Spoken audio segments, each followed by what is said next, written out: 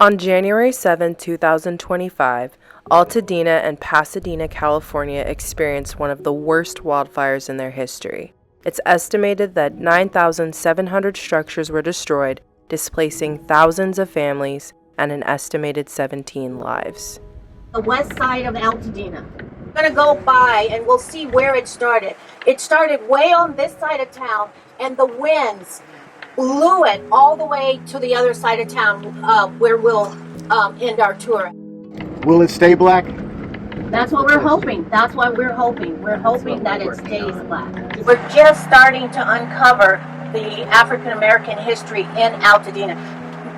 We're just starting to document it and keep it and archive it.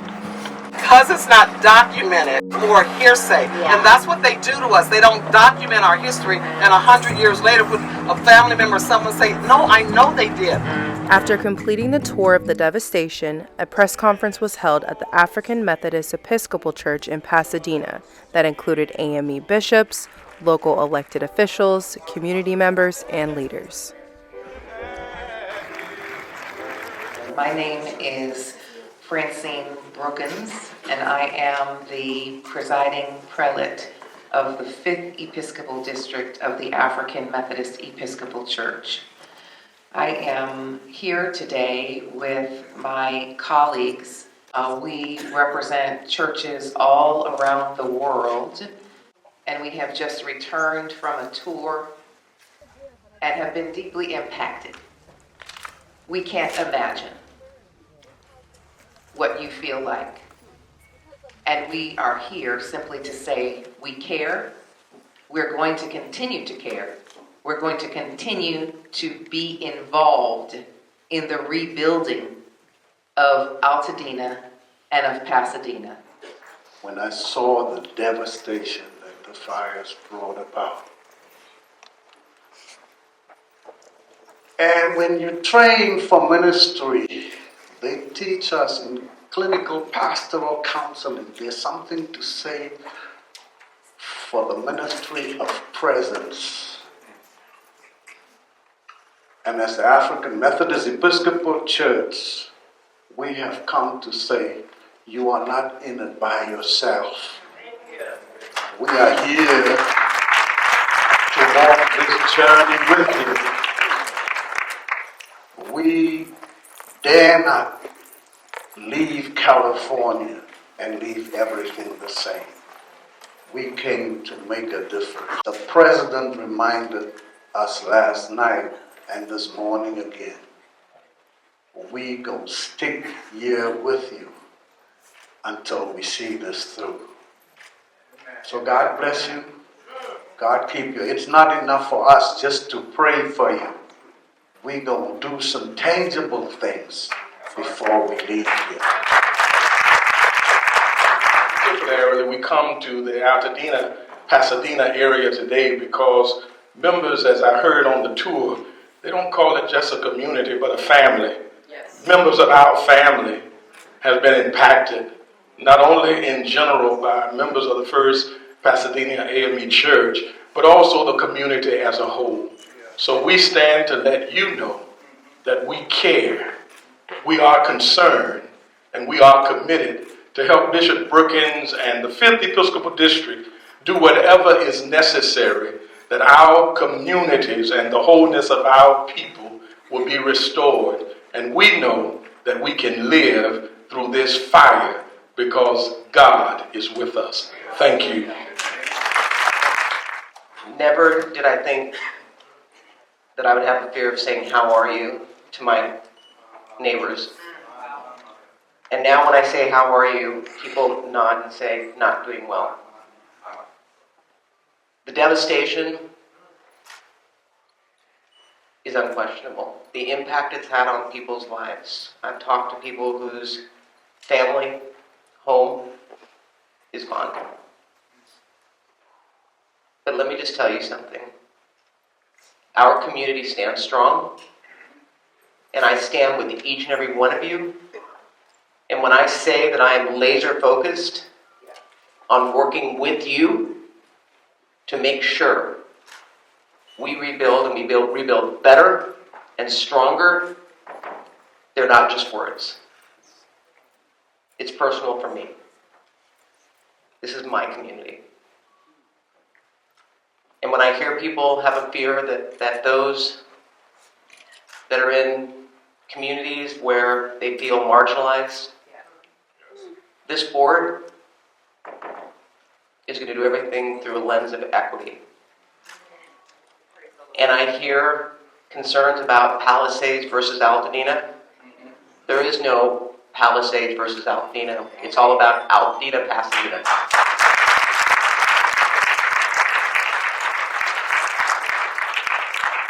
So I want you to know, I hear you, I see you, and I will be here for you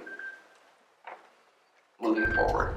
We have a lot of work to do, and I am convinced that once we get the debris removed, people will see hope. And the real work begins. Making sure that we give you the financing you need to build. Making sure that those that have mortgages that are paying a mortgage on dust don't have to worry about a mortgage and choose between a mortgage and rent just to have a roof over their head. And I will say the banks and the credit unions, I got an email on the way over here, and I'm going to get more information, are forgiving mortgages for those that have been impacted. But my greatest fear, and that's where I'm going to be looking to you all, is that in the weeks to come, when the fire's gone and the cameras are gone, and people forget, we've got to keep the momentum going. People are returning my phone call that never would before, so I want them to continue to return my phone call.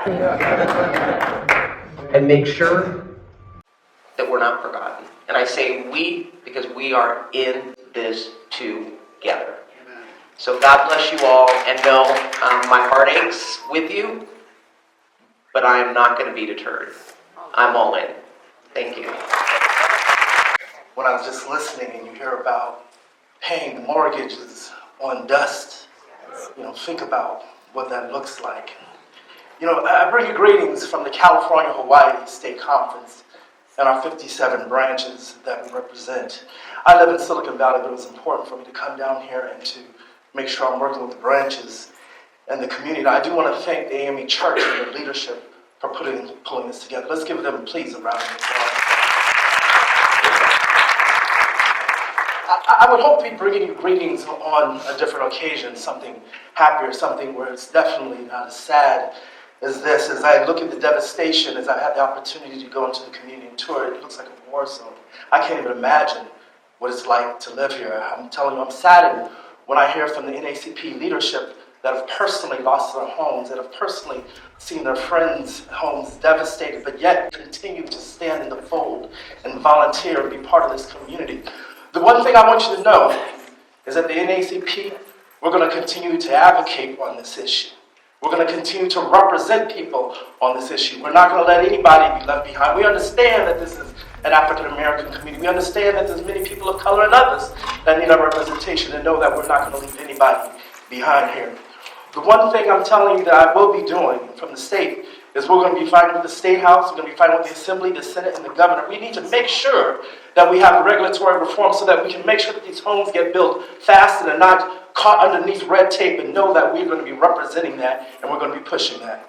That's one of the things that I can guarantee you. We're not going to let hope, we're not going to let go. We will do whatever it takes, but we will be representing this community. Thank you for allowing me to be here today. And I do want you to understand, the NAACP, we always stand up when it's time to stand up for communities of color. We've been doing this for natural disasters for many moons. I just hate that it happened to be a natural disaster in my state. God bless each and every one of you, and I want you to join us in this fight, because we can't do it alone. We're all one community together, but we will be fighting, and we will win. Thank you for your time. Good afternoon, family. Good afternoon. Coming from a position of a person who have grown up in this community from birth, grandparents who have had a church for over 20 years in the city of Altadena, went to Edison Elementary School, which is now gone, into Elliott Middle School, which is now gone. When you go down the streets of Altadena, Pasadena, you know everybody that's on that street's name. And so it hits different for us. But we're here together, and I'm a man of faith, and one thing that I understand about my faith is this too shall pass. From the Pasadena branch, we're advocating in a different way, in a stronger way. And the reason why I say that is because I'm saying this out loud and clear, as everybody has been saying it. Altadena is not for sale. Pasadena is not for sale. We are making sure the people who want to stay here, live here, and we're advocating on a whole different level. We're advocating locally, we're advocating statewide, we're advocating nationally to make sure that everybody understands that we will not accept any vultures in our community. You cannot come here and buy our land. You cannot come here and set up stake in our land. This is our community, and we will protect our community by any means necessary. And I say that in full strength. This is our community, this is our family, and our young people are hurting. Social media has gotten a presence around the world, and it has helped us very greatly. But it also has put our young people in a stance where they are seeing the devastation that is happening in our community. And we have to come also not only making sure that we protect our land, but we want to make sure, and I'm saying this plainly, we want to make sure that funding goes directly to Black families, because we understand that when devastation hits, Black families we're typically getting the least amount of funding for our efforts. And so we're advocating on a whole nother level. Also, I want to shout out our national team who is here and who has been in the city of Pasadena for a couple of days advocating and pushing for these efforts. And so we're here. I'm not going nowhere. I live here. My stake is here. My community is here for generations. The last thing I'll say is this. Homes are gone. But these are not just homes. These are generational homes. This is generational wealth. And they are gone.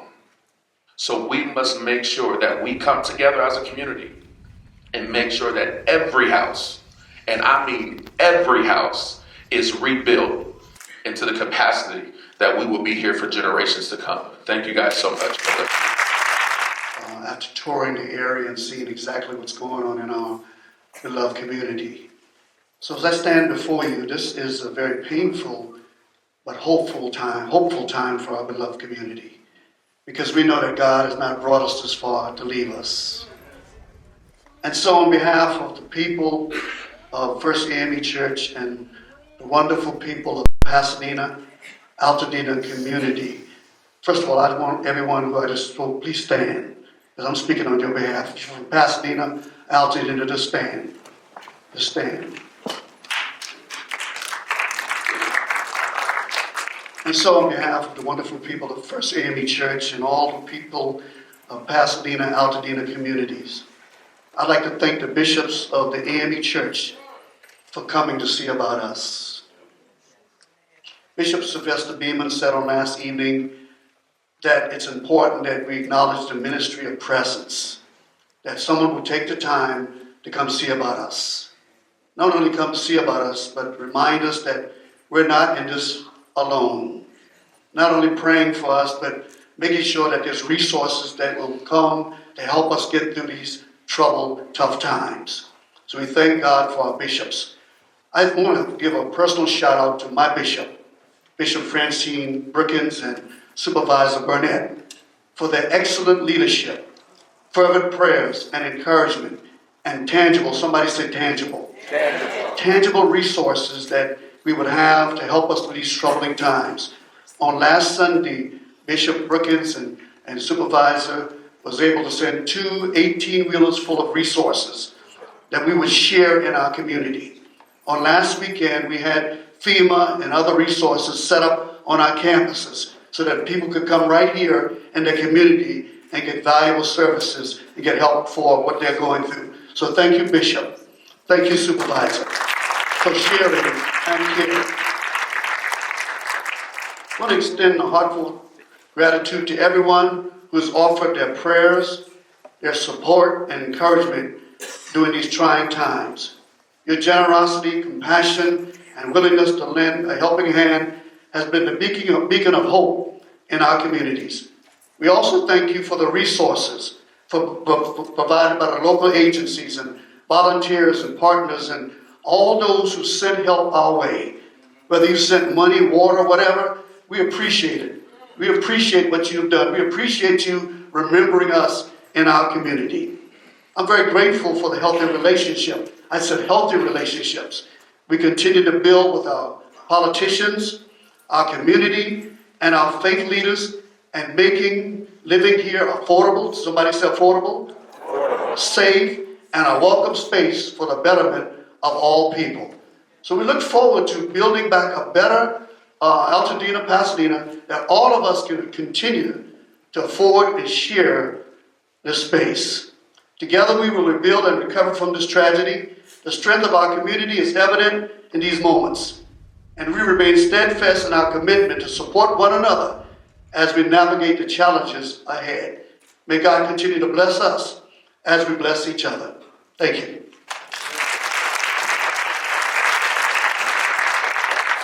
Pastor Campbell and First Lady Campbell were evacuated themselves while they were in the middle of trying to help members. We are really in this together. We are surrounded by AME pastors who also stand in solidarity with their colleague. Would you just stand, AME pastors, or raise your hand so that we can see? We have with us here Pastor William Shepherd of Brown Memorial, Pasadena. And he is also leading us in these efforts and is a congregation who has had an impact. 5 members were directly impacted, losing 3 homes. We have in our presence Letitia Stewart Smith, who is the pastor of First AME Castaic, and we don't know the status of the evacuations there, but she is here showing solidarity. So we, the bishops of the AME Church and the supervisors of the AME Church, supervisors of mission, these are some very powerful women. The supervisor who works with me, the Reverend Dr. Miriam Burnett, is here. She has been working in disaster logistics for over 30 years, and so is helping us navigate this space to make sure that first our members get the benefit of any resource that we can bring. But we are a liberating and a reconciling community, and we don't see our members as just people who are on our rolls. We see our members as the people we live next to, the people we do groceries with, the people who are not even people who follow Jesus. We just see you as neighbors, as human beings. And so we are concerned. And the African Methodist Episcopal Church, throughout its 20 Episcopal districts, stands with this church and with this community through our prayers and our financial resources. We are committed to walking with the people affected by the Eaton fire, in particular, through this tragedy and to the restoration that we know will come. As we drove through the neighborhoods today and saw the fireplaces still standing and dust and ashes on lemon trees where a lemon is still hanging on the tree, I could see fruit trees everywhere. I could see brand new homes being built. I could see intentional community developments where grocery stores and gardens and intentional intergenerational community partnerships are built, and where Altadena goes back to its dream. Altadena was a dream community for a season, and it was intentional about bringing people of all backgrounds and all faiths together as a family. And so we're standing to say your family is bigger, and we are with you, and we're going to help you with this family. Now we need some resources, and we're asking that you would help us with that. We are asking that people will make financial donations to the 5th Episcopal District of the African Methodist Episcopal Church.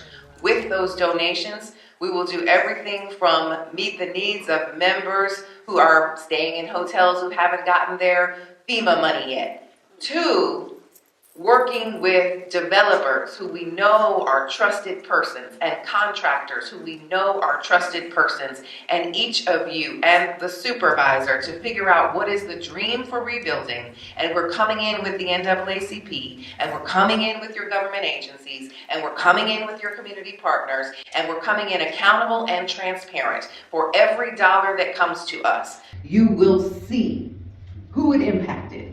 And hopefully you'll be able to come back for the next meeting where we come back and say, look what we did together as we rebuilt. And let us be a model for how America could rebuild itself after the flames that we are experiencing. May God bless you and keep you is our prayer. Thank you very much for coming.